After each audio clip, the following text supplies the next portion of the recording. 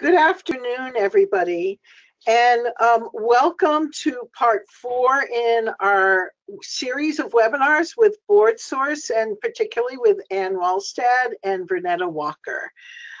This is the 4th part of our exclusive deep dive into BoardSource's latest report, Leading with Intent.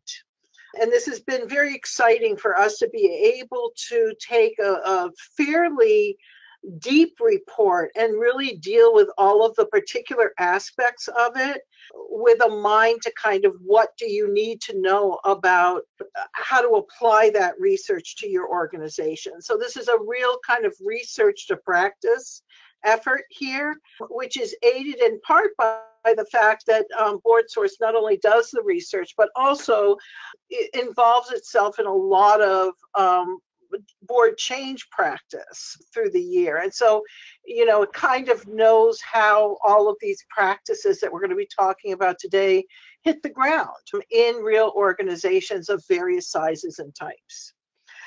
So today we're talking about the impact of the board chair.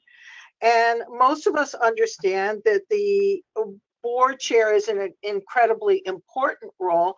I would say that it's been very understudied in research. We do know some things about it, but probably not as much as we should know about how pivotal it is, and then what you have to bring to that role to really make it work, and what the organization has to bring to the expectations of that role to make it work. BoardSource's 2017 Leading with Intent study shows us that the impact of the board chair really, you can really see that impact on board culture, the board's ability to work as a collaborative team, and even the chief executive's level of job satisfaction. So you can see correlations to the effectiveness of the board chair all over the organization. So it then becomes a very important leverage point for all of you working on this stuff in practice. Using research and vivid examples from practice, this webinar will discuss the board chair persona and its effects, providing guidance to board chairs, prospective board chairs, and executives. We have with us today Ann Wallstad, who's going to be primarily, although not exclusively, talking about what was found in the Leading to Intent research report. And then we have also with us Vernetta Walker, who is an expert translator of that kind of research into practice. What does this look like when it appears in an organization? Then what do you do when you see this kind of problem or this kind of opening appear? How do you kind of manage that? And work it till your board is really the beautiful and glorious thing we know it can be. We're here to discuss very practical solutions to your everyday questions. So I want to encourage you, there is a question panel on the right-hand side of your screen. We very much love to work from your questions as we address some of the issues that we'll be talking about today. And so please feel free to describe what it is that's in front of you in particular, and we will try to pick that up as we go along, integrating it into the conversation that we're going to have today. So if you do have an issue with a board chair, or you have questions about some, about the way that your board chair role acts, functions, looks like, etc., just go ahead and write it down in the question category. I'll pick them up as we go along. Now, today's webinar, we're very, these webinars that are brought to you free are paid for by somebody, and that somebody today is Board Effect, who has actually sponsored this entire series. They are passionate about the work of boards, which guides how they develop the Board Effect solution. Board Effect's board management software drives efficiency, effectiveness, and engagement among directors, executives, and administrators.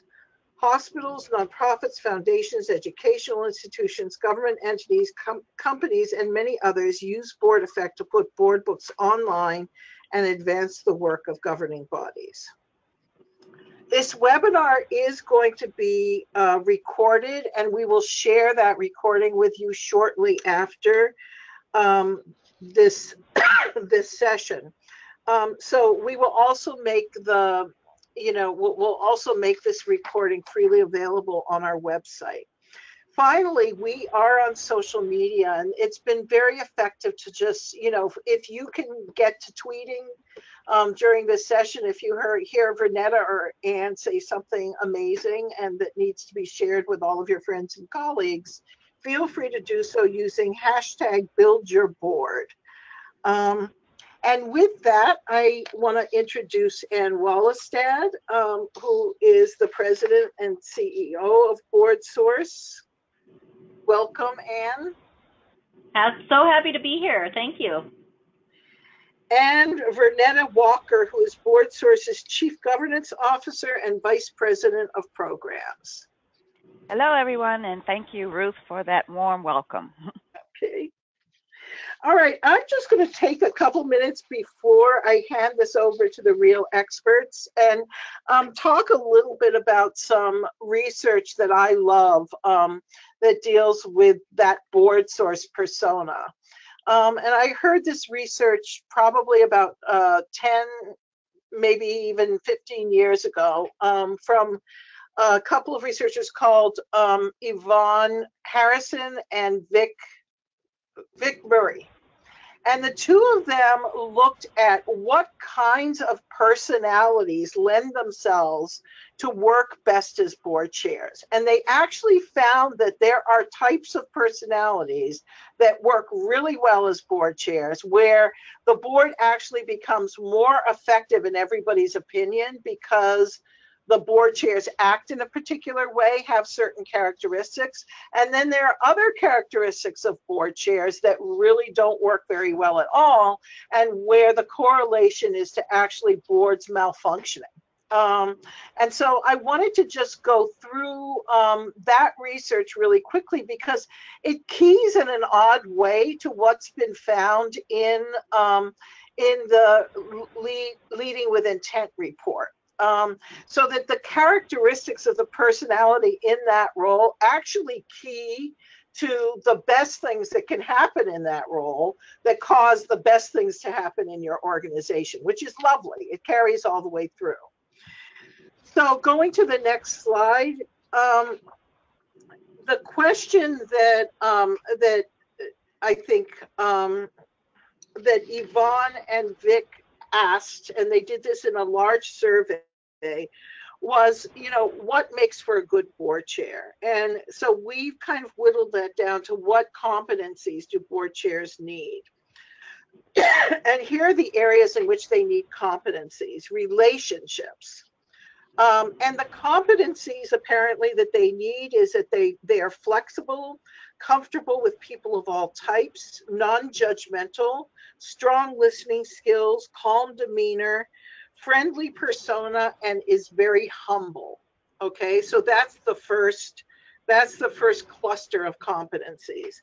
The second cluster is commitment and action competencies. And this includes has a strong commitment to the organization, has a clear commitment to getting things done, uses a proactive approach, and devotes time, real time, to the organization. The next is analytic skill competencies, and this includes being able to see the big picture, being able to clarify and resolve issues, and being able to handle contentious issues. Fourth is the ability to influence, ability to influence. And that really includes having connections and influence with key people. So those are the things that for boards are important for the board chair to have, kind of to be able to embody these competencies is what board chairs really need for everybody, the executive director, the board, other stakeholders, to really feel like, oh, this is the right person for the job. And I want to, kind of follow in behind this person. The things that those surveyed said you ought to leave at home because they were not useful, there were two primary things. No surprise. One is that they are dictatorial and domineering, and the other is that they pursue a self-serving agenda rather than contributing to the organization's well-being. And particularly with this last one, that can turn up in a lot of ways. And once it begins turning up, even in a very subtle way, in that somebody's ego is driving something, or they've gotten into a contentious relationship with somebody else where they're holding a firm position and kind of driving the division, those kinds of things can be identified as much as self-serving as having an active conflict of interest. So I think finally, and this is just reiterating just a very little bit of what we have already said, going on to the next slide. Other research really confirms all of these findings of this particular research study. And so other research has essentially said that what's needed as the characteristics of a board chair are being goal-directed, having emotional maturity, self and social awareness, also known as emotional intelligence, being creative, flexible, and persistent, and being committed and independent-minded, understanding the big picture, being compassionate and proactive, also known as spiritual intelligence. So that said, these are the kinds of things that we should be looking for in a board chair. As many of you know, sometimes we set up situations in which we've got personalities that are domineering and far too directive on the board, and they get into the succession line, and we end up with a board chair who functions in that mode for 3 years. And that's a design flaw. If we know that this kind of personality or these kinds of behaviors work well for a board chair, we should be turning over every rock, trying to make sure that who we have in that role really reflects this set of characteristics. And with that, I am going to turn the session over to Ann Wallestad, who's going to go over some of the really fascinating findings from the Leading to Intent report. Leading with Intent. Wonderful. Thank you so much, Ruth. So we can go ahead and go to the next slide. I just want to share a little bit about the study itself, so about Leading with Intent, before we drill down and look at some of the findings specific to the board chair role, which, as Ruth has outlined, are very confirming of these things from other research, which is interesting and I think a real positive indicator just in terms of our level of understanding about what it takes for board chairs to be successful and how much that matters to the success of an organization. So a little bit about Leading with Intent. This is a biennial study that BoardSource has been doing in some form since 1994. So we have more than 20 years of data looking at trends and characteristics within nonprofit boards. It's important to note that these are moment-in-time snapshots, meaning this is not a longitudinal study. We don't have a stable sample, so we can't make too deep of a comparison from study to study, but it is interesting, we think, to look at those snapshots together and see what we can kind of surmise about what's happening or not happening, particularly important to conversations that we've had on 2 previous webinars related to board composition vis-a-vis diversity.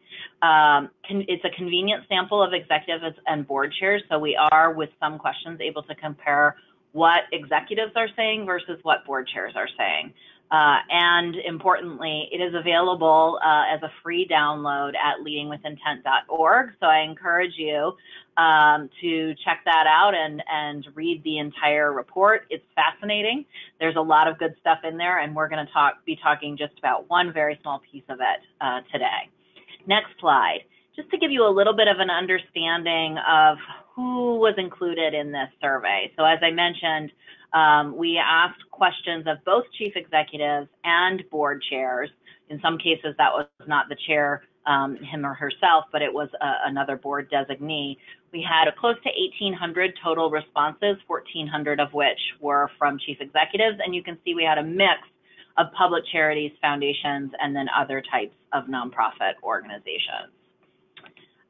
Going ahead to the next slide, the survey for Leading with Intent looks at 4 key categories of board activity or action. So first, the people, who is serving on boards, how are they structured, populated, et cetera. Then the culture, and we're going to talk a little bit about culture as it relates to the board chair's role, but really that's about how is the board working together and what's the culture within the boardroom, what's the culture between the board and the staff. Then the work, so specific questions related to how well is the board performing its core roles and responsibilities, and asking both chief executives or executive directors and board chairs to reflect on the extent to which they are fulfilling those roles well. And then finally, we asked questions related to perceptions of impact on organizational performance. So asking both board chairs and executives to what extent the board is having a positive or negative impact on organizational performance. We're just scratching the surface here in terms of these types of questions, but it was a helpful way for us to start to look at what characteristics seem to matter most in terms of the impact on organizational performance. So if you read the report, you'll see some interesting findings there, and we're going to talk about some pieces of those today. Moving ahead to the next slide. So as I mentioned, we were able to look at the responses to this question of perceived impact on organizational performance and what that seemed to be most related to in terms of other board characteristics. And the 2 things that really rose to the top, both for executives and for board chairs, were these 2 things: strong understanding of roles and responsibilities, and the extent to which the board is a collaborative team working towards shared goals. That probably sounds obvious, but when you think about the combination of those 2 things, obviously boards can't perform well against their roles and responsibilities if they don't understand what those roles and responsibilities are. And to some extent, that role understanding is really fundamental for all types of board engagement, because if boards and board chairs don't understand sort of the parameters of their role, then it's much more difficult for them to engage effectively, and you get into issues of kind of over engagement, micromanagement, which can be really challenging, obviously. And then second, the extent to which the board is a collaborative team working towards shared goals. So this is really about the board as a team, the board as a group, and that's where culture just really matters so much, and in particular, the leadership role of the board chair in setting that culture and protecting that culture. So looking ahead at the next slide, as we think about these 2 things, the board's understanding of roles and responsibilities and the board's ability to act as a collaborative team working towards shared goals, the data really point to the board chair's role in 4 key categories, and this is in particular as it relates to collaborative team working towards shared goals, but just by the nature of what it is, there's also a clear connection there in terms of role understanding. So 4 things to highlight that seem to really matter. One is the extent to which the board chair is establishing clear expectations of board service. So making sure that when new board members are coming onto the board, there's real clarity about what their role is. And of course, there's a role for the governance committee to play here as well. But the board chair as leader of the board, is a person who really has to set those expectations as well and maintain them as board members are participating. Encouraging board members to frame and discuss strategic questions. So really focusing the work on the work of the board on strategic policy level types of conversations rather than much more operational or management oriented topics. And you mentioned this, Ruth, in the other research, the board chair's ability to resolve conflict, build consensus, and reach compromise. And that's really the board chair's role as facilitator. And then finally, fostering an environment that builds trust amongst board members. So you can just see how across these 4 things, there's a lot there. There's a lot that matters. And you can see that connection to these 2 critical factors in terms of the board's overall impact on organizational performance. Moving ahead to the next slide, this is drilling down and sharing just the actual relationships between some of these characteristics. So first, the extent to which the board chair is establishing clear expectations of board service. And what you can see here is that when the board chair does that well, there is a much higher likelihood that the board is going to also be described as a collaborative team working well toward a common or shared goal. And that it's a much more mixed bag if the board chair has not established those clear expectations of board service. And then second, and you see the very similar dynamic around framing and discussing strategic questions. When the board chair is successful in that way, the board is doing much better in terms of operating as a collaborative team working toward a shared goal, and when they're not, they're not. Going ahead to the next slide, we're going to see very similar dynamics on the final two characteristics. So first, the extent to which the board chair is able to resolve conflict, build consensus, and reach compromise. And then second, the board chair's ability to foster an environment that builds trust.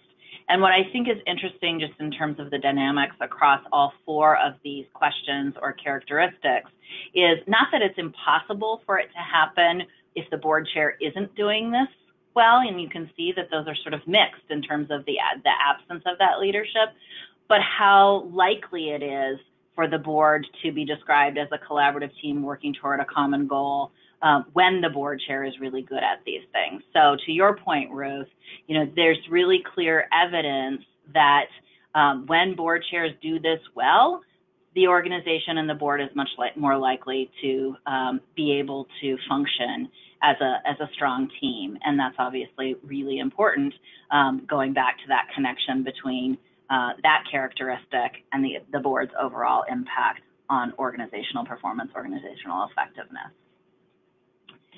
I want to move to the next slide just to give you a sense of, well, then, how well are board chairs doing on these characteristics? Because what we were looking at before was a signal of how important it is, but how are we actually doing? And there's some good news here.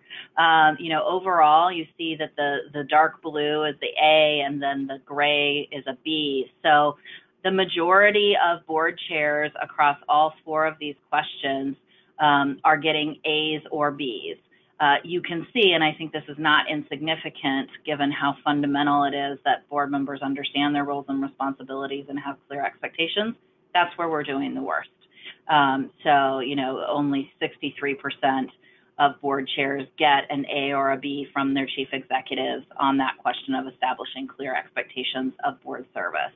And I don't have slides to show this, but if you go to the Leading with Intent report, you'll see that there is a dynamic across a lot of questions that boards are not doing as well on sort of those self-management types of functions. So, thinking about holding themselves to a higher standard, committing to continual improvement. Those are the places that, there are not as strong of grades in general, and, it's somewhat intuitive. Those are some of the toughest things to do given the peer-to-peer dynamic within boardrooms.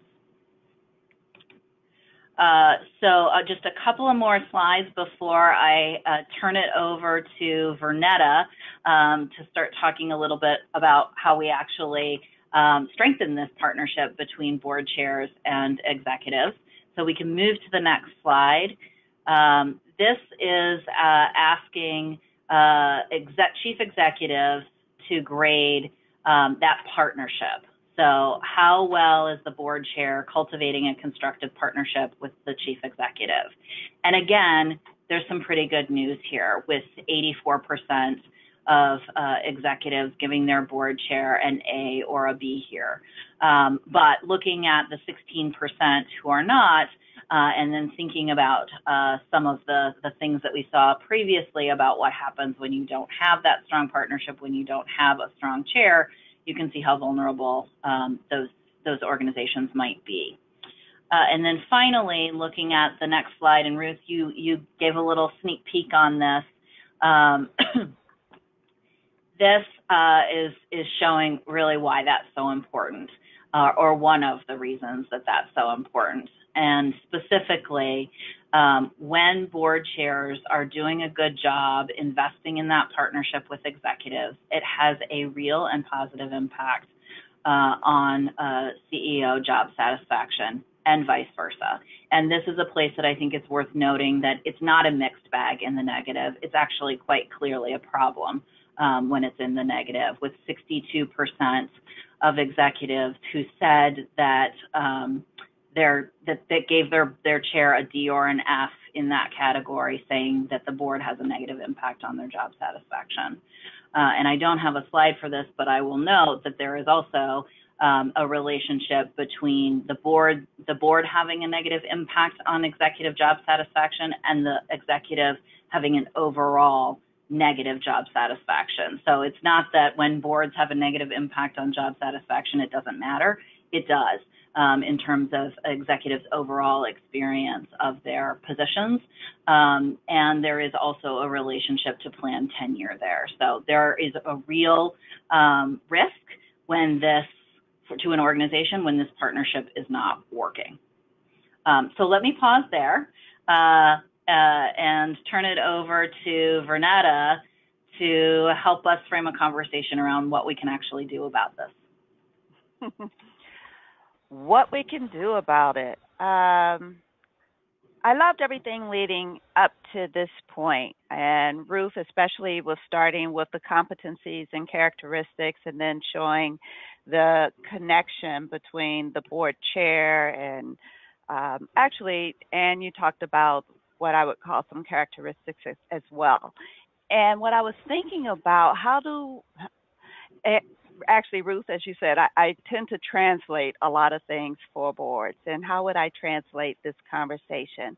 And it's pretty simple. When I think about the board chair and the board chair's role, whether it's with respect to setting expectations or cultivating a constructive partnership, really getting the board engaged, there's a how and there's a what. And the how is really all of those leadership skills, and the what focusing on key duties. And something that was mentioned, at least you focused on it, and it didn't come up in Yvonne's research, but there's other research, and I was looking at it as we were getting ready for this research, and Ruth, you may be familiar with it, by Mary Highland, on the board chair executive director relationship dynamics that create value for nonprofit organizations. And she talks about trust building. So, and certainly leading with intent, we've talked about trust. And here's the translation. When we think about the board, the chair, whether it's with respect to the relationship with the CEO or the relationship to the board, we're talking about trying to build a team, because we want that strong performance. So there's one other piece I'm going to bring into this equation, and that was the work by Patrick Lencioni, the 5 dysfunctions of a team. And the number one dysfunction is absence of trust. So when I'm working with boards and talking to boards and we want to build relationships and increase performance, we have to start with trust. And there are a number of things that are, or I'll say ingredients, that are important for that relationship. And first, before I move off of trust and talk about these ingredients, I do want to pause for a moment and emphasize just how important this is. If we have an absence of trust, then the team and members of great teams must trust one another, as Lencioni says, on a fundamental level, emotional level, where they're comfortable enough with being vulnerable with each other. So we start there because we have to have that so that we're not afraid of conflict. So in the Leading with Intent research, we talk about the ability to resolve conflicts, but we're never even going to have those robust conversations and discussions if we're afraid of conflict. The third dysfunction, lack of commitment. If we're not fully invested in the work that we're doing, having the conversations that we need to have, then we're not going to be committed to any of the results or outcomes or committed to moving forward as a force. And the fourth dysfunction, avoidance of accountability, that would show up because folks haven't bought in. And the fifth, inattention to results. So you see where I'm going with that. And that's why, for me, as we're having the conversations, and it all started coming together and gelling for me around this issue of trust, or in many instances, absence of trust. So what do we need in terms of the effective partnership and ingredients? And how do we even build the trust that we're talking about? And it starts with communication. Definitely. Sharing of information in a timely manner.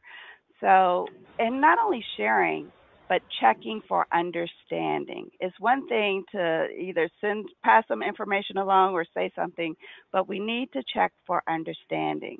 And as long as we're communicating, listening to each other's ideas and concerns, listening is critical. Clarification and mutual expectations. And I'm going to give an example of how I've seen a board chair really do an excellent job in reinforcing expectations and accountability. And one other thing for the communication, of course, is direct and accurate feedback. So let me give actually a couple of examples. And I want to focus on, first, a board chair that I saw really, well, first help the organization set some expectations, and then he wasn't afraid to go in with, accountability. This was an organization that had a large board, very large board, and in fact, they were looking at restructuring the board. They knew that they needed to pay attention to the process to create this change, or else, number one, it was never going to happen, or if it did, they just wouldn't have the full buy-in, and in fact, could have a lot of blowback.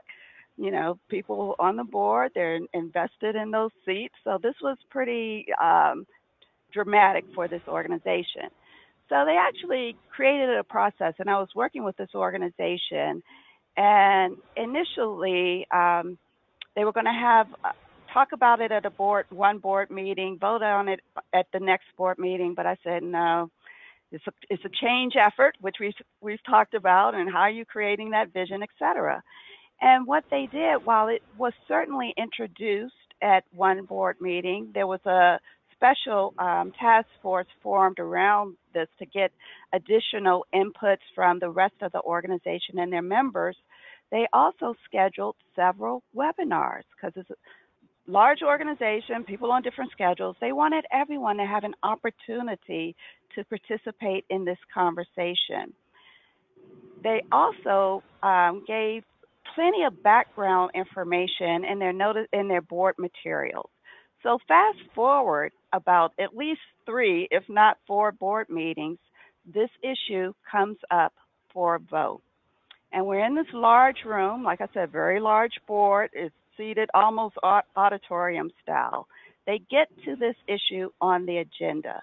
And one of the board members raised her hand and said, Mr. Chair, I don't think we're ready to talk about, we're not ready for this vote. We haven't had enough time. We haven't discussed, et cetera, et cetera. And the chair, without skipping a beat, said, you're absolutely wrong. It was in your materials. We talked about it at the last meeting. We talked about it at the meeting before that. We even held webinars on this. If you haven't read your materials, that's one thing, but we're moving forward. I was like, ooh. I'd never seen a board chair just be that direct, but you know what? You couldn't argue with him because he was accurate in everything that he said. So there was this expectation that their board members would not just show up, but be prepared, read the materials, participate. And not only that, they did everything that they could to engage and communicate what they were doing. Ruth, you mentioned some examples of what we need to leave behind in terms of the board chair and things that would actually negate creating an environment of trust.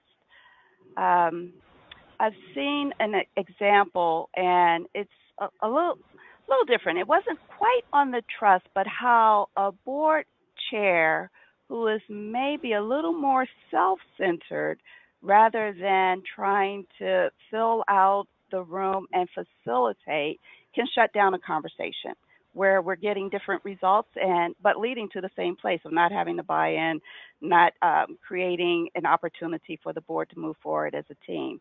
And in this instance, it was a board chair who was very well-meaning, well-intentioned, trying to move a conversation forward, but unintentionally shutting it down.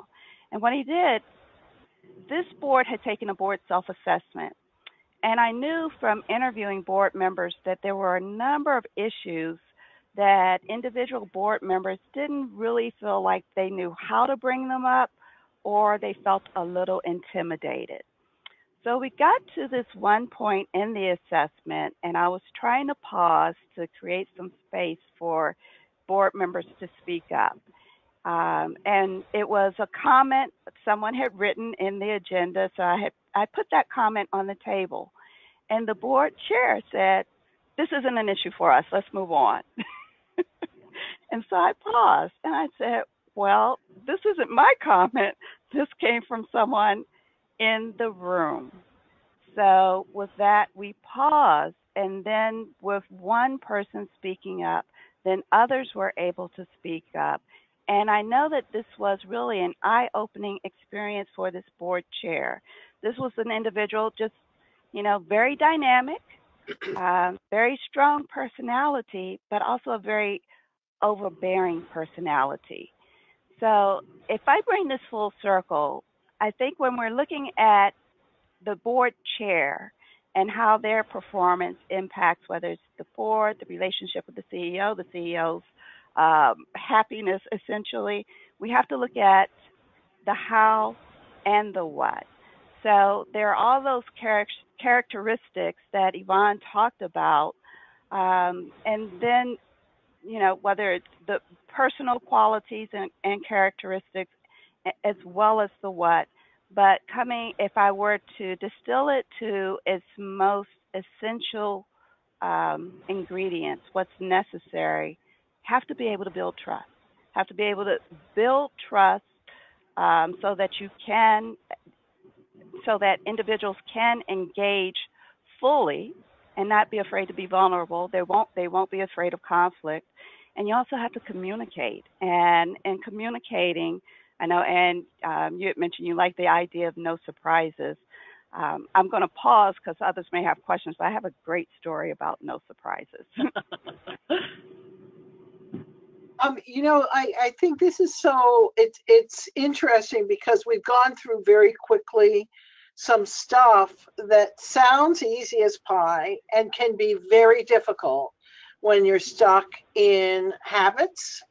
And so in a situation in which conversations have regularly and habitually gotten shut down, and people expect that their deliberations will be cut short, that they shouldn't argue with particular kinds of framing, that you will see, even when everybody's kind of going along to get along, you will see that board malfunction in some very significant ways.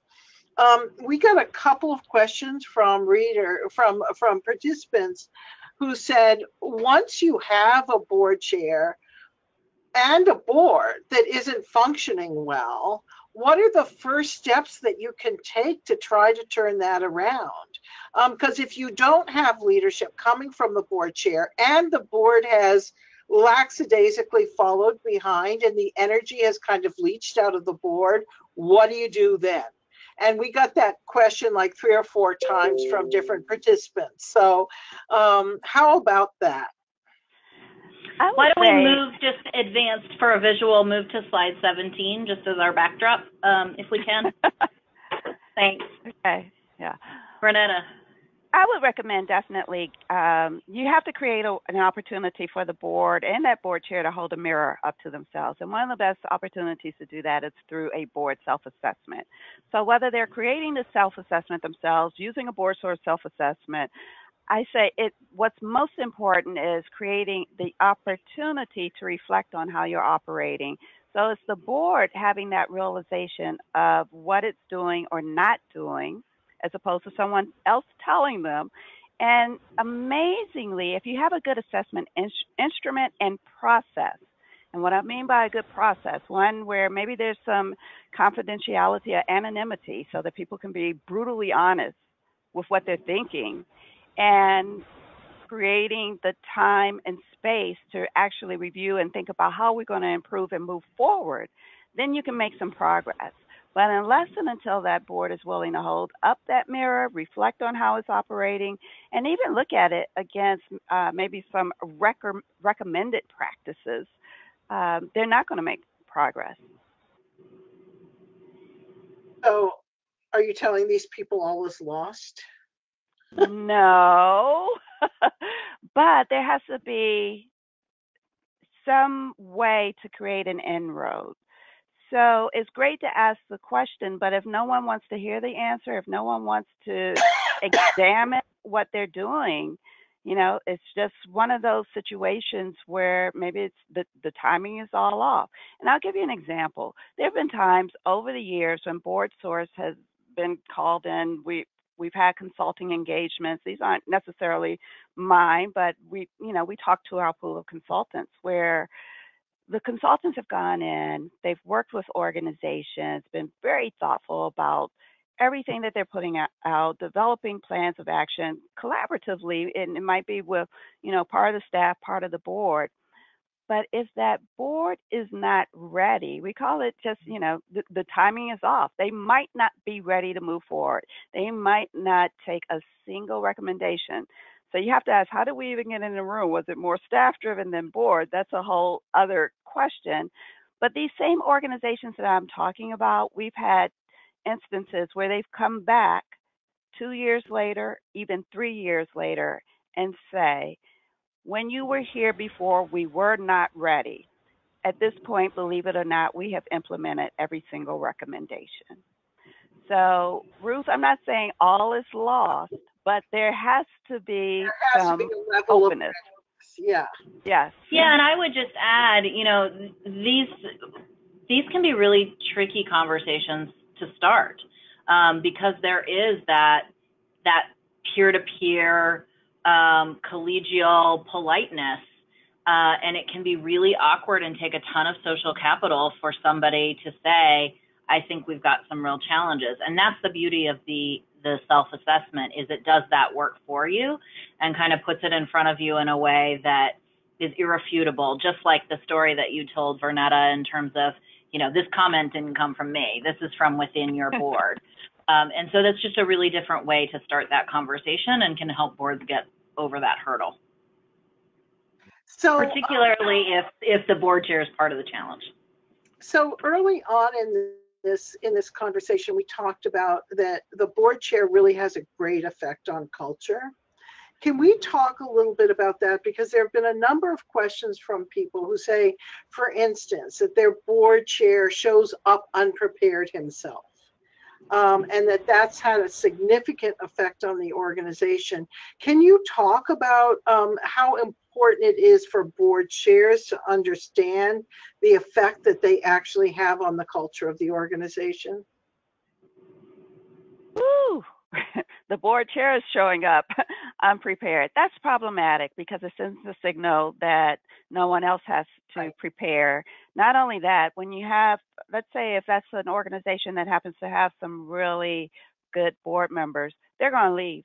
They're going to leave because if you have a board chair who's not prepared and not really demonstrating leadership in that way, I have to question how much the board is actually getting done. Now, the organization, that might be a different thing. Very competent CEOs quite often can keep things going, but where's the value add of the board?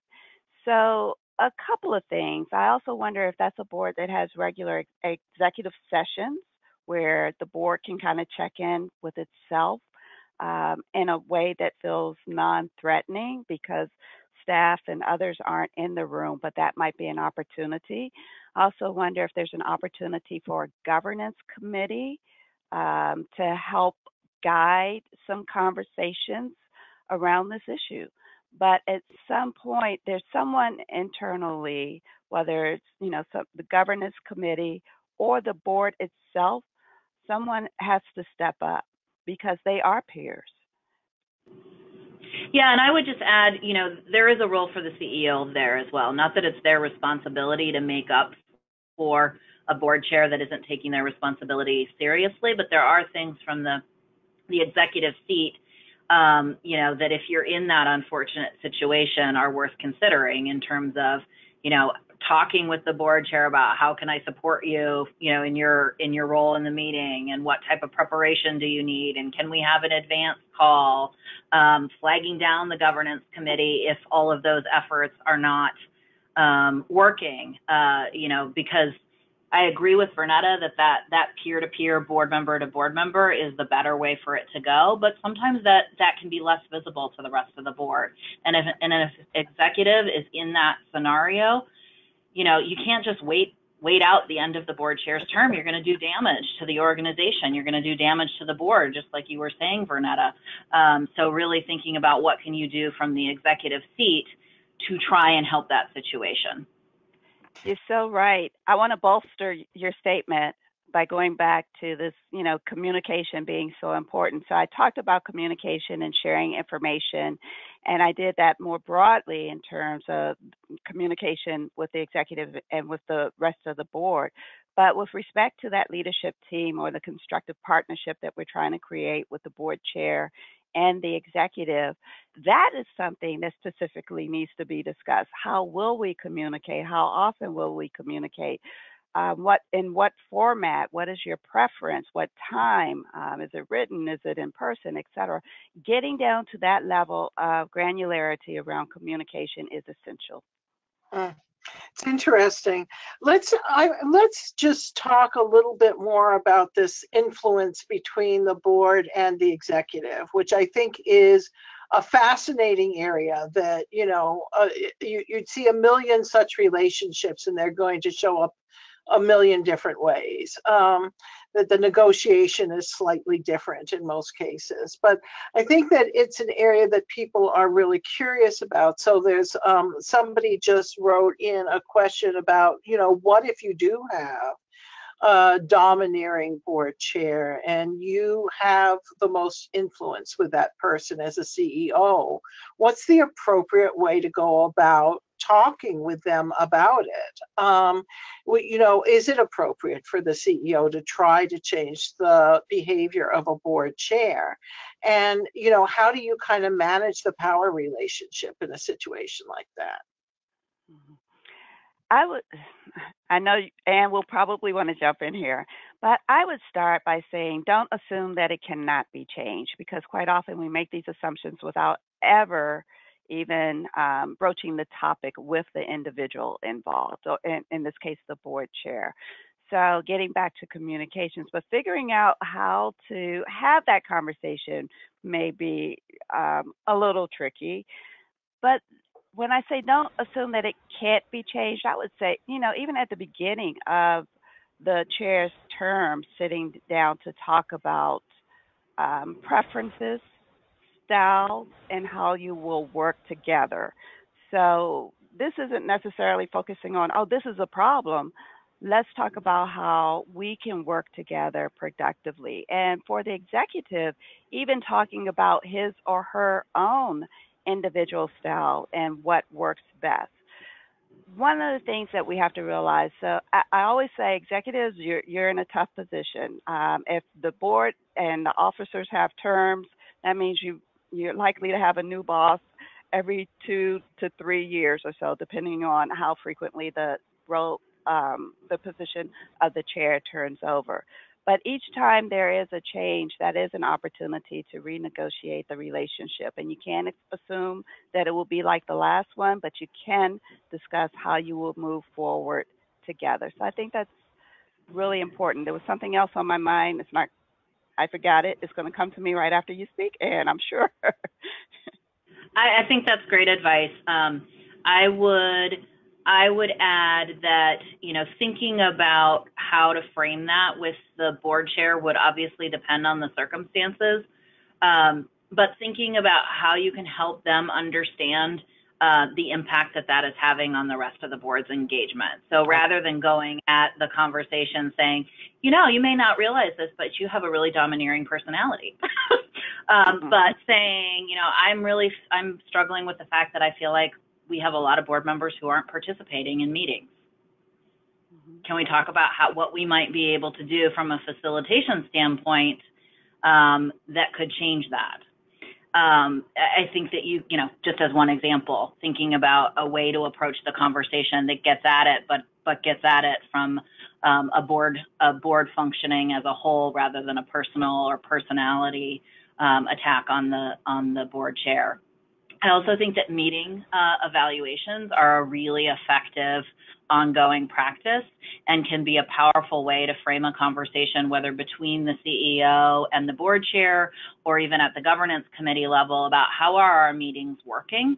And certainly if you had a domineering personality in your board chair and that was playing out in the way that they were facilitating meetings, that would come through in a meeting evaluation. And so using, similar to the board self-assessment conversation, finding ways to, create a mirror that will prompt reflection, hopefully, at least starting there. Yeah, I would say something that's a little more problematic is when this domineering personality is not so much directed at the board as it is directed at the executive. That's way more problematic. I know that we probably have some work, and I know we often talk about what are the potential areas of conflict in that relationship with the chair and the executive. And they may, or how does it arise? It may arise because of differences in, backgrounds, position, authority. You have, depending on what the board chair does in his or her day job, age, gender. So any number of personal traits and characteristics can come into play, experiences, lack of experiences, age, and all of this plays out or can play out in the boardroom. Not to mention just a lack of mutual respect. If there's a board chair who doesn't really appreciate or respect what an executive brings to the table. And so these conversations, they're still necessary. I admit they're a little more problematic, and sometimes they have to get a third party to intervene to help facilitate the conversation, but they're very necessary to have.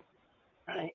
It just strikes me as we're talking about this, I'm thinking about this old article that was written by Carl Mathiasen, where he talked about the personalities that you find on boards. And he was talking about one personality that he called Johnny One Note, who brings up the same issue over and over again and just will not let it go. And everybody sits and rolls their eyes and kind of, checks their cell phone and whatever. And his suggestion was, listen to him out. Make sure that somebody else is also carrying that issue. Don't just try to turn away from it. Make sure that it gets as full a hearing as it possibly can. Because even though you may not feel like it has a priority in that conversation, perhaps it is important for that board to have that conversation. But the reason why I'm bringing it up is because in some cases, I've been in those rooms with those Johnny One Notes and Janie One Notes, and maybe I've been that from time to time. I'm sure I have. But there is something about getting above the fray that the board chair has to do. So it's not that you're just acting in a titular position. You're being the reflective leader in the room, and understanding that the dynamic that's going on in the room is something that is ultimately your responsibility to get a bead on.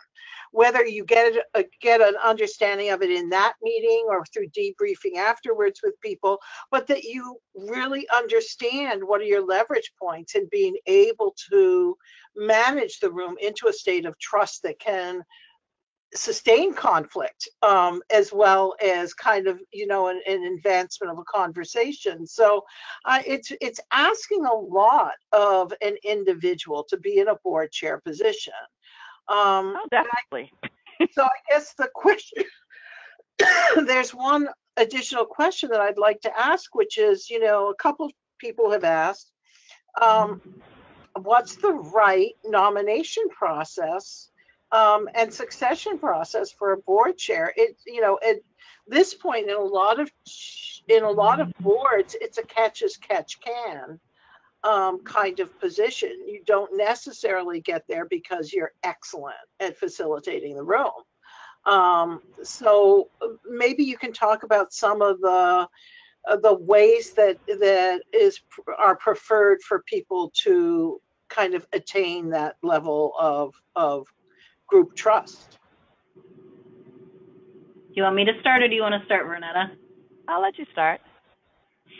I don't think there's a right way for succession to work. I don't think that it's the same necessarily for every organization, or that, that there's a one best way. But I do think that some practices that I would highlight that help with chair succession are a few things. One, I think it's really important at the point of board member recruitment that you're recruiting potential leaders.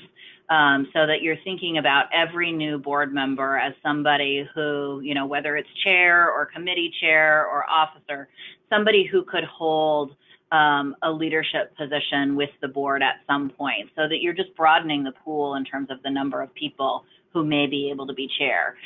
Because we've all probably had that experience where you look around the table and realize we actually don't have very many people who would even consider being chair, and you don't want to be in that scenario.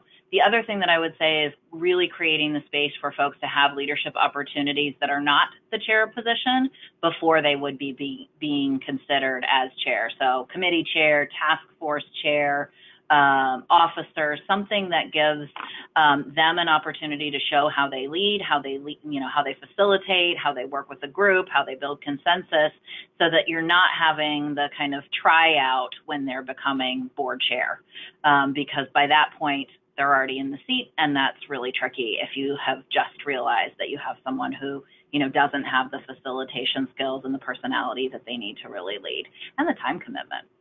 Those would be the two things that I would highlight. So I would add to that, some organizations, they certainly see their succession plan for the chair being whoever is the chair-elect or the vice chair. And something to keep in mind there that's really, really important is that it should never be an automatic. We set up that expectation, but what I mean by it not being an automatic, a board needs to think really carefully about whether, now that they've seen this person in a position over however many years and they're in that vice chair position, they might start noting some behaviors that say, you know what, there's no way that this person should lead the organization. And the board can't be afraid to take a step back and say, we need a do-over. Yeah. That's really hard. I've seen an organization, actually more than one, but I've seen organizations do it. They don't make that move lightly, but that's when you're really putting the mission and the organization first, not just, friendships or, hey, I've been on this board for 4 years and it's my turn and I'm chair-elect.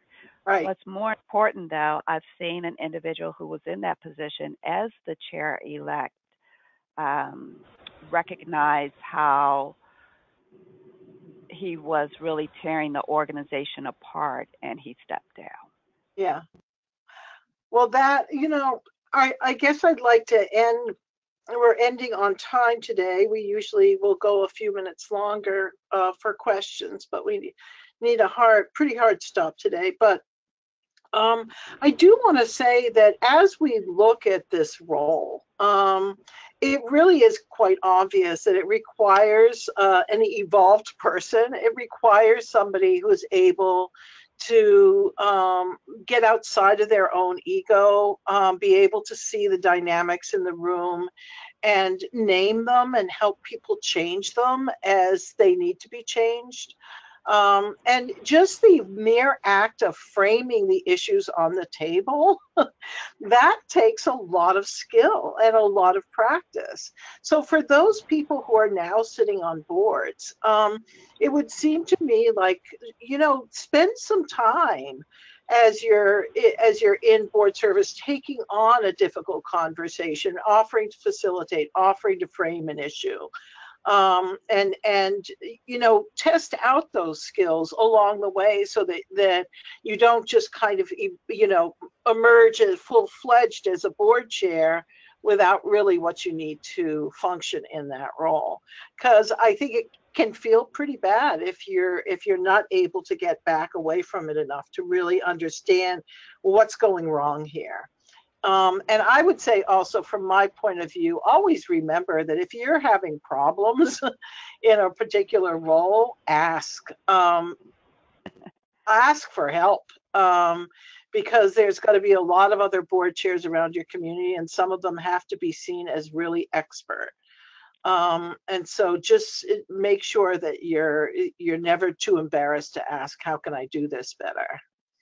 Anything else you guys would like to say before we end this?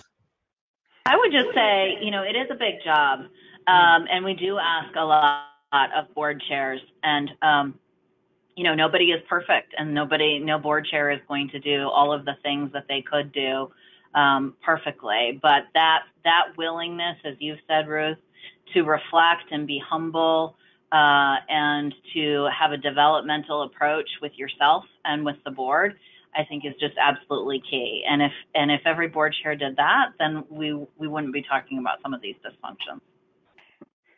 Yes. Ditto to all of that. I know Anne serves as a board chair. I serve as a board chair. And in addition to whatever personal qualities we bring to the table, key amongst what we bring to the table is commitment to the board, commitment to the organization. That takes a lot. And so I applaud all the other board chairs out there who are really trying to lead and put their organizations first, put the boards first, organizations first, mission first, and really supporting the chief executives also for the tough job that they do. Great. Thank you so much. And I want to say to all the people, and I would say there's about 30 people who did not get their questions answered today.